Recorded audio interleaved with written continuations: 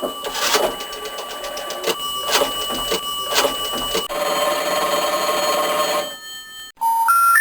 number you have reached, 911, has been changed to a non-published number.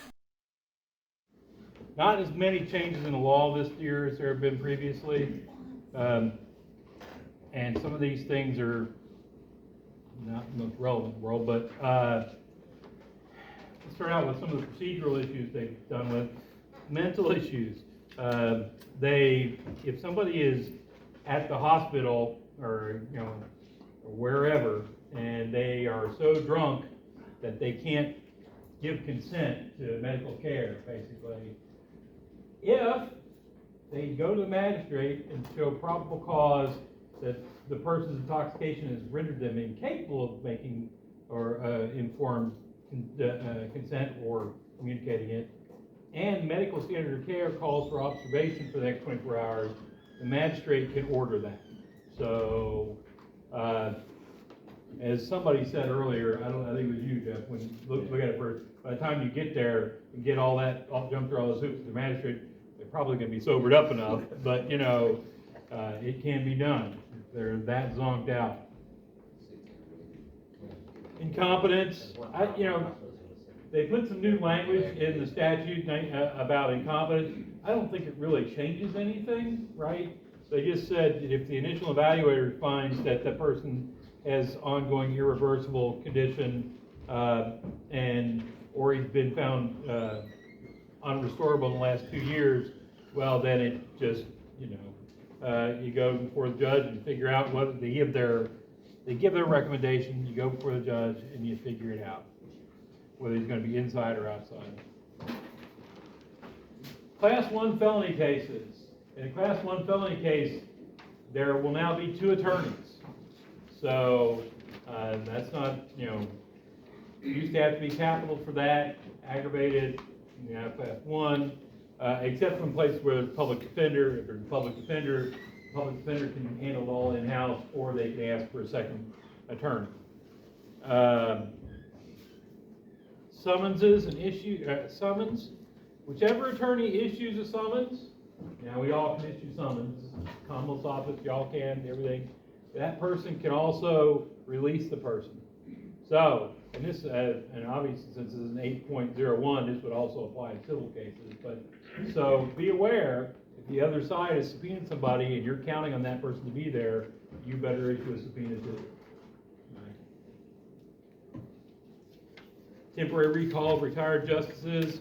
Anybody who's been a justice or a judge on the Court of Appeals or the Virginia Supreme Court can be recalled to serve as a circuit court judge. I don't get to make that call. Interpreters for the deaf. If the department can't give interpreters, you're able to get one locally if you can find somebody that's qualified. Exceptions to confidentiality for juveniles.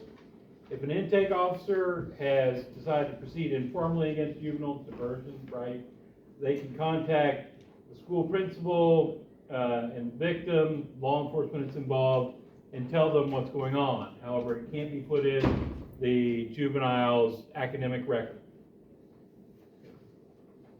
They also can do the same thing with the victim for protective order and restitution matters. Commonwealth consulting the victim. If the victim doesn't tell us their address or phone number, we don't have to consult with them, which makes all sorts of sense. Can't. Means we proceed, Berlin.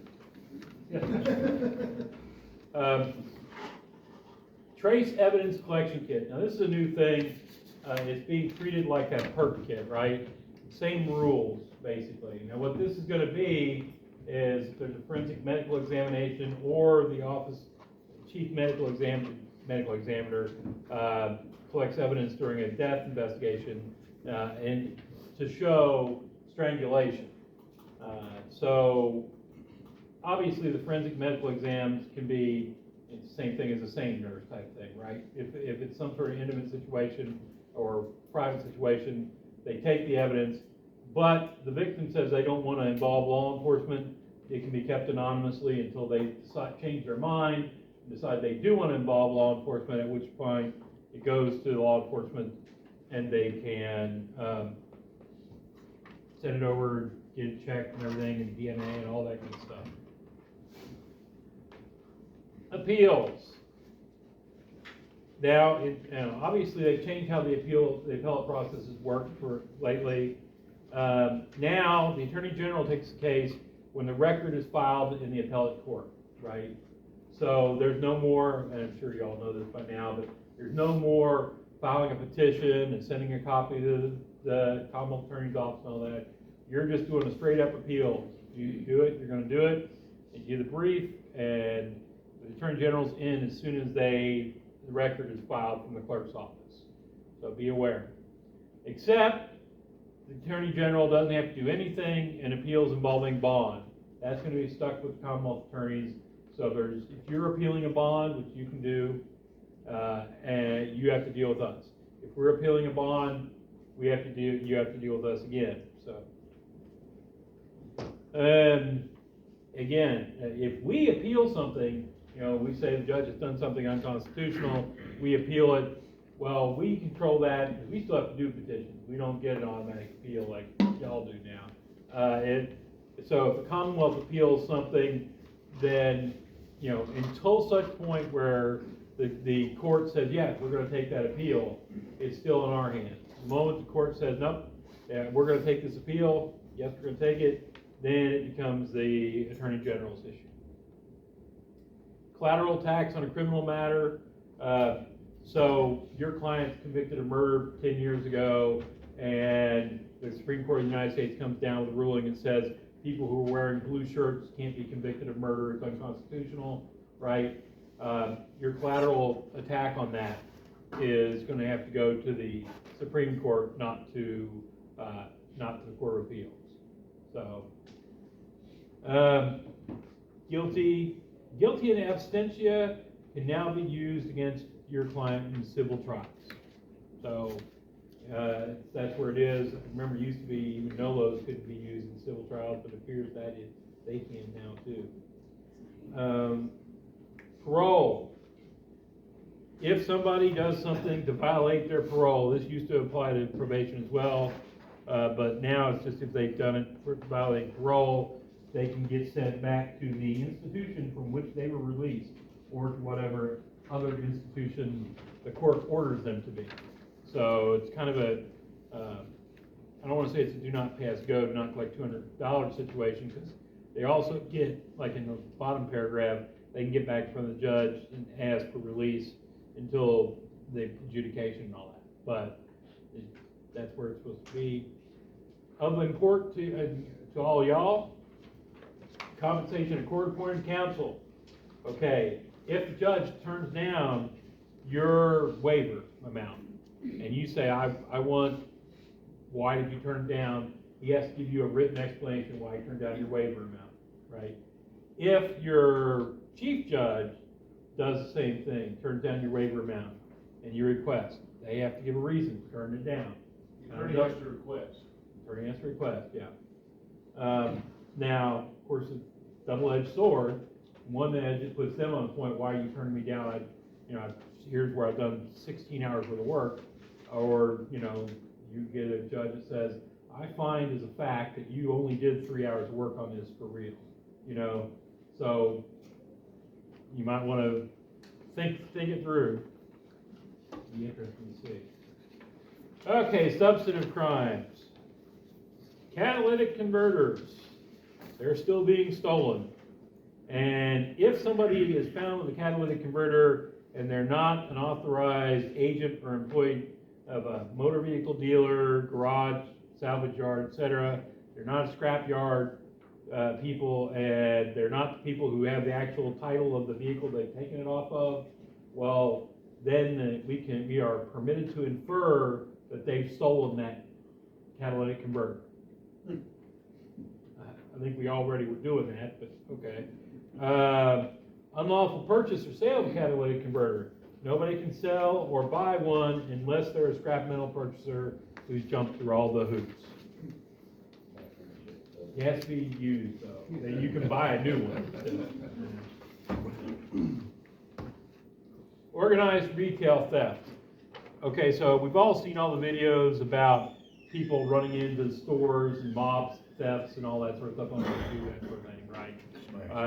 And of course, then the General Assembly also raised the petty larceny amount to $1,000 and did away with petty larceny third. And this is the merchants, of course, are not terribly thrilled by all this. And this is the reaction. Although, really, this is about organized theft, organized crime.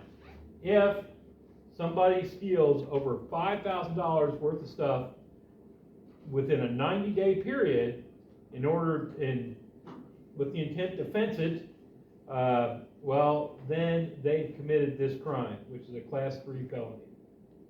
So, and of course, anybody who conspires and works with them on that, I've been telling the officers when I'm briefing them on this, I'm like, first person that brings me one of these that's legit, they get a steak dinner, because I'm pretty sure I'm never have to pay off on that. Class 3 felony, it's also a new predicate offense for the street gang statute and racketeering. Violent crimes, threats of death or bodily injury to a healthcare provider. Obviously, that's an assault. That's already a Class 1 misdemeanor, but apparently we needed to redouble that and make another crime for it. Used to be it had to happen in a hospital or emergency room. Now, if somebody threatens a healthcare provider at any healthcare facility, period, it's a Class 1 misdemeanor. So. Suffocation has been added to the strangulation statute, right? So it no longer has to be hands around the neck or something like that. It can be a bag over the face, pillow, whatever. It's going to be a Class 6 felony if it ends up in injury. And recall that the appellate courts have decided that injury doesn't really mean they have to have some sort of physical harm if they're rendered unconscious for a period of seconds or less. That's considered an injury by the appellate courts. Assault and battery. Anybody that assaults a public transportation operator, the only people that qualify for this around here is MEOC, they're guilty of a Class 1 misdemeanor. Again, the statute that already exists, assault and battery, and/or battery existed already. However, they did add a little bit of a punch to this one. If somebody does that and they're convicted, 6 months they can't go on public transportation, right? And it's Class 1 misdemeanor if they do. They're probably been banned anyway. Huh? They're probably banned anyway. Well, apparently the General Assembly thought you had to have a statute to accomplish that. So, and carrying a concealed weapon. Carrying a concealed weapon. It is no longer a crime to carry a switchblade concealed. Why? Because somebody owns stock in a switchblade company or something. I don't know. But you cannot carry a stiletto concealed. So if you're wanting to be very Shakespearean and carry a stiletto in your, Not the sorry. heel, correct? Hmm? Not the shoe. Not the shoe.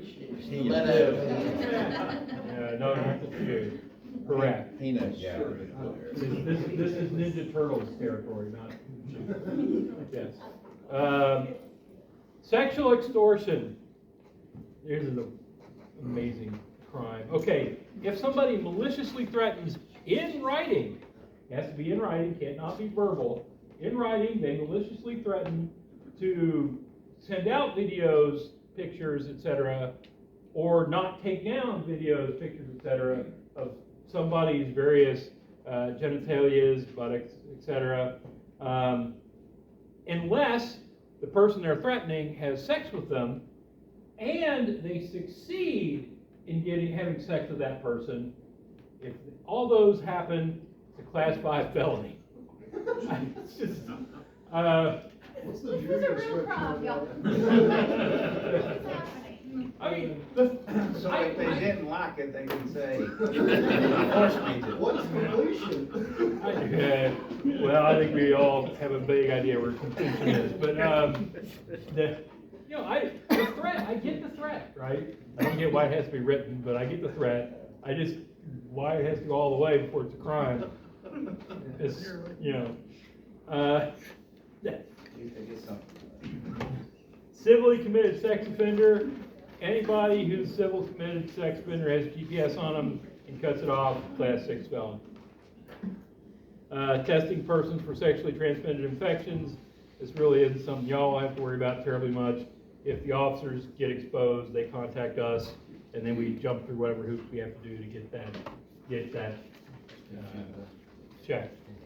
Fentanyl is now a weapon of terrorism. No other Schedule 1-2 drug is, but fentanyl is a weapon of terrorism. And if you distribute fentanyl, manufacture, distribute, as a weapon of terrorism, it is a Class 4 felony, up to 10 years. Now let's think about that.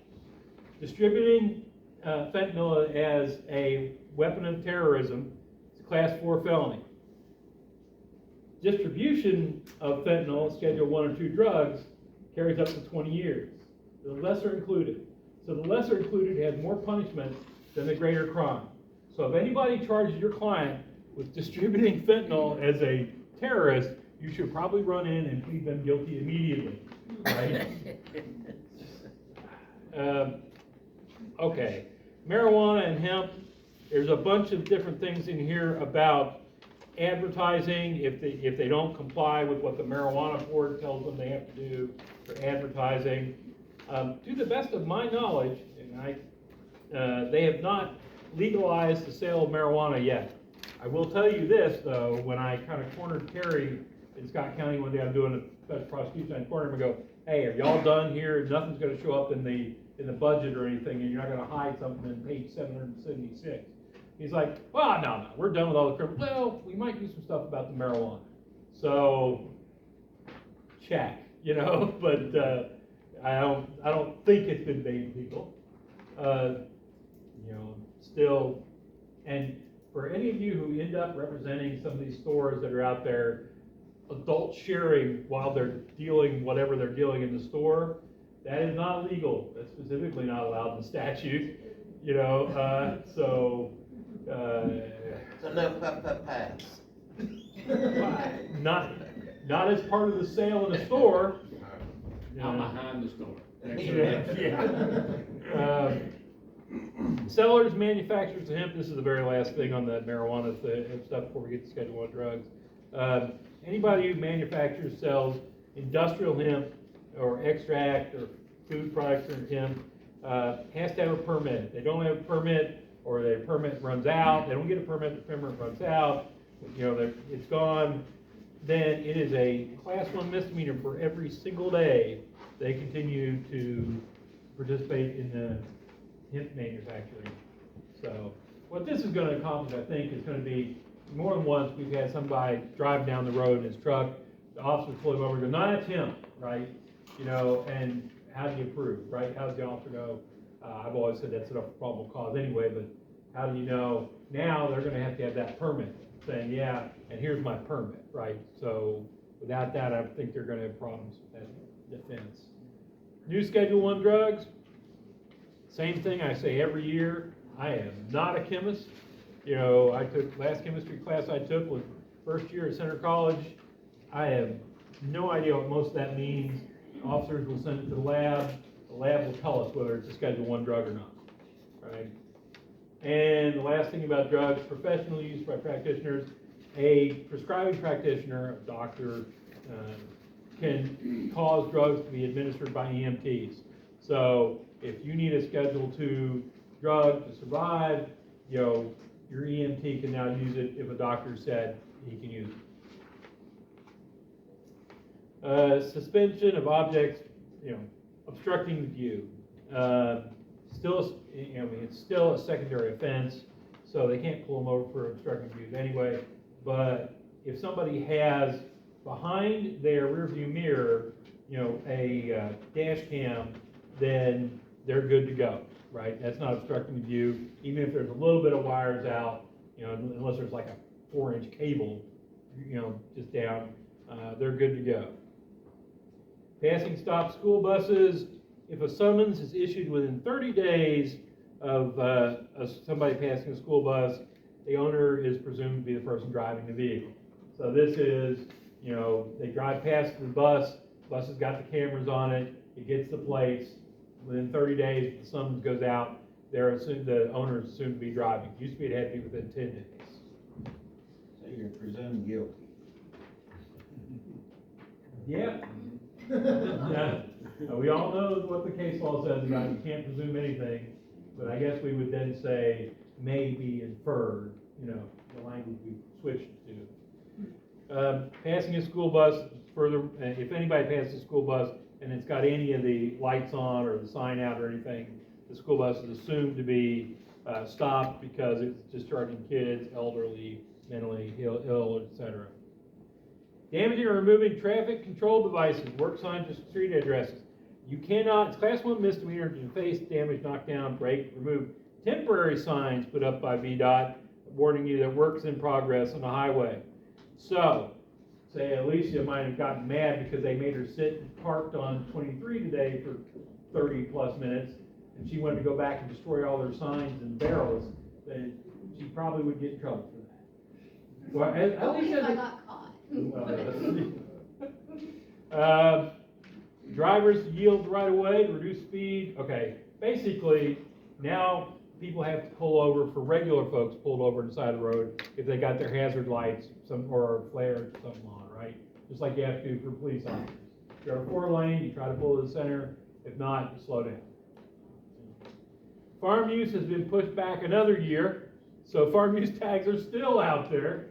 God bless. I don't know what, I keep waiting for them just to disappear. And then, there's still the farm use tags you can get from from DMV, but you, of course, have to then actually prove you have a farm. The plastic signs, though, are still good until next July.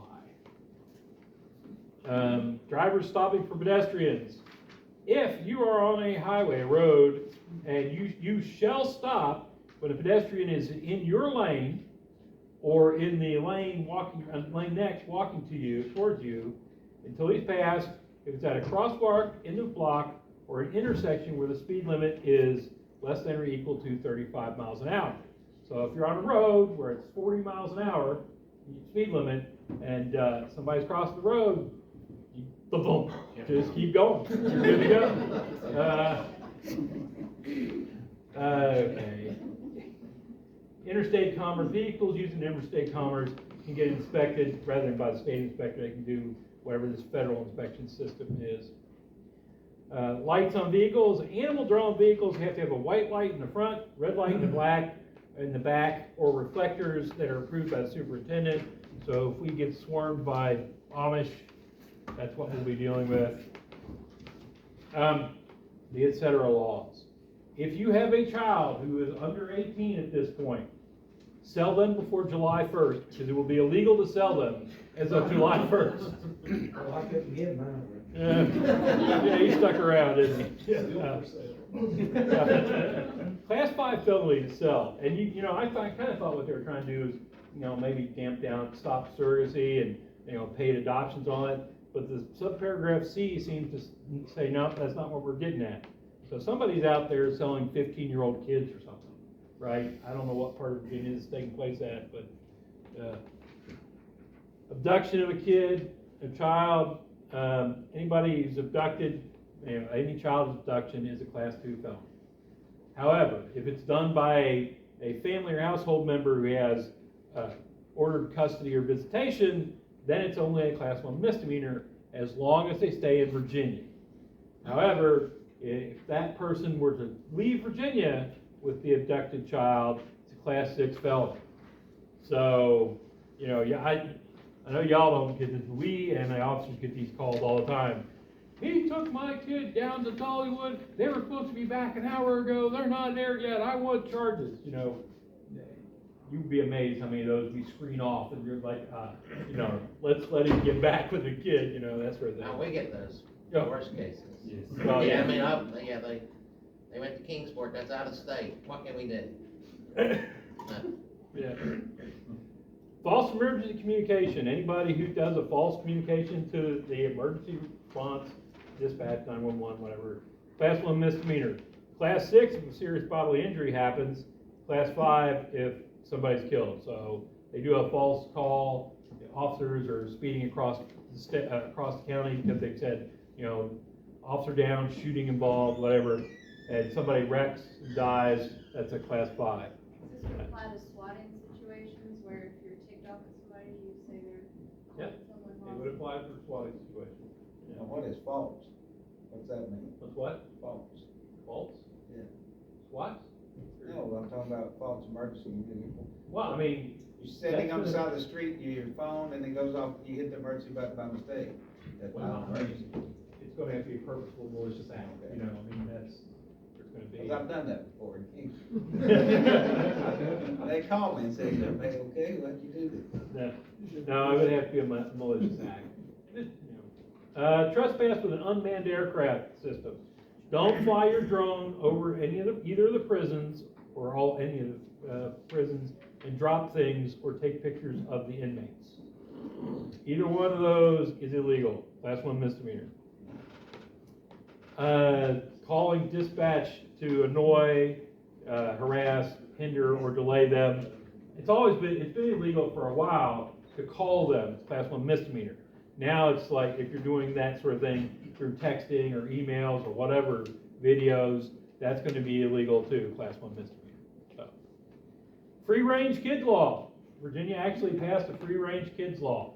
And for those of you who don't know what this is from what was happening in a lot of places was Child Protective Services and law enforcement were becoming very, very proactive about enforcing neglect and abuse charges against parents who are letting their kids walk to the park or walk to school, or because, oh my God, don't you know how dangerous the world is out there, right? Despite the fact that statistics for years have shown that kids getting snatched off the streets has been down. Of course, the news doesn't work that way. The news is like, little Bobby's been taken, so that's what everybody thinks about. So for years, that's been that way. And they've been getting tougher. This is more an urban thing than it really is here. But they've been getting tougher and tougher on parents letting their kids go do anything on their own, right? So they actually list in the statute the things that they're allowed to do. They're allowed to travel to and from school or nearby locations by bicycle or on foot, play outdoors, remain at home alone for a reasonable amount of time.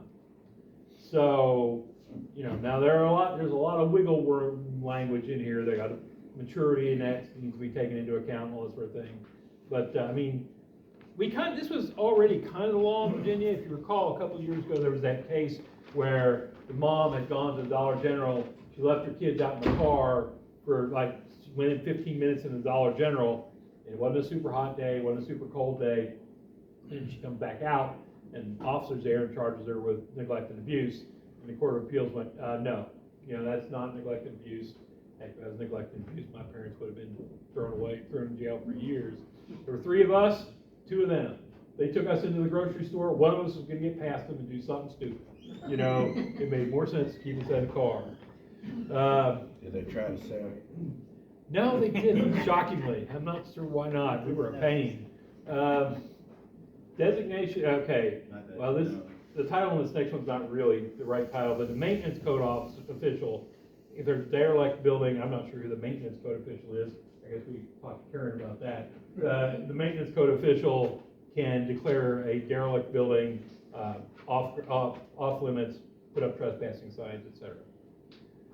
Criminal street gangs, they didn't really add much to this except they bumped up all the punishments. I've seen criminal street gang charge here once. I don't know, well, there was a series of kids, but it was one time. Maybe we'll see it again in the future someday. And then racketeering, they added petty larceny to racketeering because, of course, if you just keep going in at $900 and stealing, you can make a significant profit that way. And they broadened it to include more people, anybody directed by an organized supervisor, manager, or receives or distributes and proceeds of anything out of this. They're all in the racketeering. Peeping or spying into a dwelling or occupied building by electronic.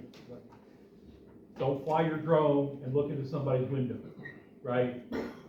Shockingly, that would already be trespass on the land, but Yeah, anybody who does that is guilty of class. Curfew. If somehow law enforcement gets notice that there's going to be a riot ahead of time, because everybody sits there and goes, well, yes, we're gonna riot next Thursday at 6, right? But if they get notice there's gonna be a riot ahead of time, the county board, or I guess the city board in Norton, can meet and pass an emergency ordinance giving the chief law enforcement officer, sheriff, or the chief of Norton, the ability to put curfews in place, right? Number of exceptions, you know, medical personnel, members of the press, people going to and from work, et cetera. But they can do it. I'll be interested to see them, you know, I don't think we're gonna worry about that around here. Use of a person's identity with intent to coerce, intimidate, harass. If it's class 6 felony, if anybody releases information of an active or retired federal or Virginia justice, judge, or magistrate to intimidate, harass, or coerce them. You know what this is. This is those folks that were saying, Justice such and such from the Supreme Court lives here in Fairfax, or whatever, and people are going out to their house. So, that's the response. And finally, conflict of interest. Those of us who work for the government can take gifts under $100 from friendly foreign country representatives, so like a French or an English ambassador, but cannot from unfriendly, which would be, I guess, China and Russia. So, and then there's somebody in between, I don't know. But that's about it. It was fairly short this year. Heck, we're not even at 1 o'clock yet. At least if that clock's right. Anybody got any questions about anything? Yes, no, maybe? No? Well, go forth and, you know. Ken, I will say on that appeals thing with the Attorney General now, Mhm. when you do an appeal, or you file your petition, you gotta notice the Attorney General. I got a nasty letter from him. Well, I mean, if they want to do it that way, that's what's going to happen. We're all excited to see what that appeal turns out to be too. All right, I guess that's it, folks. Thank you for sharing the game.